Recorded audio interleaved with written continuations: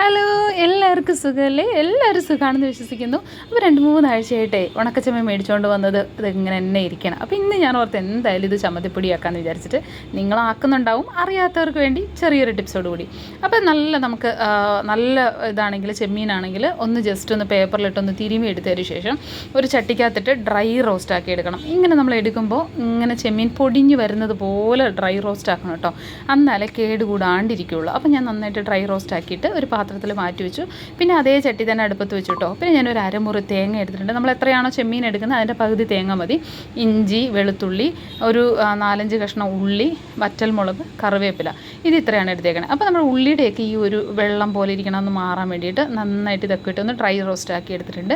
അതിനുശേഷം കറിവേപ്പിലയും കൂടി ഇട്ടു. പിന്നെ തേങ്ങയും കൂടി ഇട്ട് ജസ്റ്റ് ഒന്ന് വാട്ടിയെടുത്താൽ മതി. തേങ്ങ മൊരിയണോ കളർ മാറണോ അങ്ങനെയൊന്നുമല്ല, അതിൻ്റെ ഒരു നനവ് മാറണം, അത്രേ ഉള്ളൂ. ഈ നനവോട് കൂടിയിട്ട് അരച്ച് കഴിഞ്ഞാൽ ചമ്മന്തി പോലെ ആയിപ്പോവും. നമ്മളിതിപ്പോൾ പൊടിയാക്കാനാണല്ലോ, അതുകൊണ്ട് നന്നായിട്ടൊന്ന് ജസ്റ്റ് ഒന്ന് ചൂടാക്കി ഇത്തിരി നേരം ഒന്ന് ചട്ടിയിലിട്ട് കഴിയുമ്പോഴത്തേനും അതിൻ്റെ വെള്ളമെല്ലാം അങ്ങനെ വലിഞ്ഞ് ഇതുപോലെ ഇത് കണ്ടോ ഒന്ന് റോസ്റ്റായി കിട്ടും. അപ്പോൾ ഇത്രയും മതി. അപ്പോൾ അതിനുള്ളിൽ തന്നെ നമ്മുടെ ചെമ്മീൻ ഇവിടെ നന്നായിട്ട് തണുത്തിട്ടുണ്ട് കേട്ടോ. അപ്പോൾ ഞാനിത് അങ്ങനെ തന്നെ എടുത്തിടുമല്ല, ഓരോന്നായിട്ട് തിരഞ്ഞെടുത്തെടുക്കണം. അങ്ങനെ ഇടുമ്പോൾ അവസാനം ഇതുപോലെ കുറേ വേസ്റ്റ് കിട്ടും. അതൊക്കെ മാറ്റി നല്ലതായിട്ട് അങ്ങോട്ട് എടുത്തിട്ടു. അതിനുശേഷം നമ്മളിവിടെ വറുത്ത് വെച്ചിരിക്കുന്ന തേങ്ങയും ബാക്കിയുള്ളതും ആവശ്യത്തിനുള്ള ഉപ്പും കൂടി ഇട്ടു.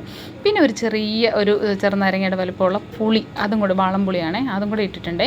എന്നിട്ട് ജസ്റ്റ് ഒന്ന് കറക്കി കൊടുത്തതിന് ശേഷം ഒട്ടും തന്നെ വെള്ളം ചേർക്കാൻ പാടില്ല. ഒരു തവി എടുത്ത് വീണ്ടും നന്നായിട്ടൊന്ന് ഇളക്കിയിട്ട് വീണ്ടും ഒന്ന് അരച്ചെടുത്ത് കഴിഞ്ഞാൽ അടിപൊളി ടേസ്റ്റ് ആയിട്ടുള്ള നല്ല ചെമ്മീൻ പൊടി ഇവിടെ റെഡി ആയിട്ടുണ്ട്. എനിക്ക് ഒരു മാസമെങ്കിലും ഇത് അങ്ങനെ തന്നെ ഇരിക്കും. നമ്മൾ നനവൊന്നും ഇടാണ്ട് അങ്ങനെ തന്നെ വെച്ച് കഴിഞ്ഞാൽ അടിപൊളിയായിട്ടിരിക്കും.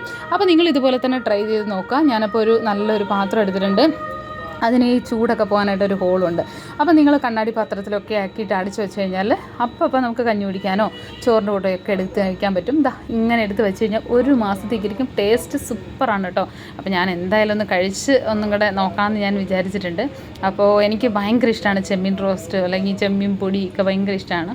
അപ്പോൾ ഞാൻ ഇത്തിരി ചോറ് എടുത്തിട്ടുണ്ട്. രാത്രി അച്ഛൻ വന്നു കഴിഞ്ഞാൽ കഴിക്കുകയുള്ളൂ. അപ്പോൾ നിങ്ങളുടെ അടുത്ത് എങ്ങനെ ടേസ്റ്റ് ഉണ്ടെന്ന് നിങ്ങൾ അറിയേണ്ടത്, അതിന് വേണ്ടിയിട്ടാണ് നന്നായിട്ട് എടുത്ത് ഞങ്ങൾ ഉരുട്ടി. മണം കേൾക്കുമ്പോൾ തന്നെ ഷെയറിനപ്പുറത്തെന്ന് പറയുന്നത് അമ്മ എനിക്ക് വയ്യാന്ന് അവൻ കൊളിച്ചുകൊണ്ടിരിക്കുകയാണ്, അതുകൊണ്ടാണ് അവന് കൊടുക്കാത്തത്. അപ്പം ഞാനൊന്ന് ജസ്റ്റ് ടേസ്റ്റ് ചെയ്ത് നോക്കിയാൽ സൂപ്പറായിട്ടുണ്ട്. ഞാൻ ഈ പറഞ്ഞ പോലെ ഇത്രയും ഇൻഗ്രീഡിയൻസ് മാത്രം മതി.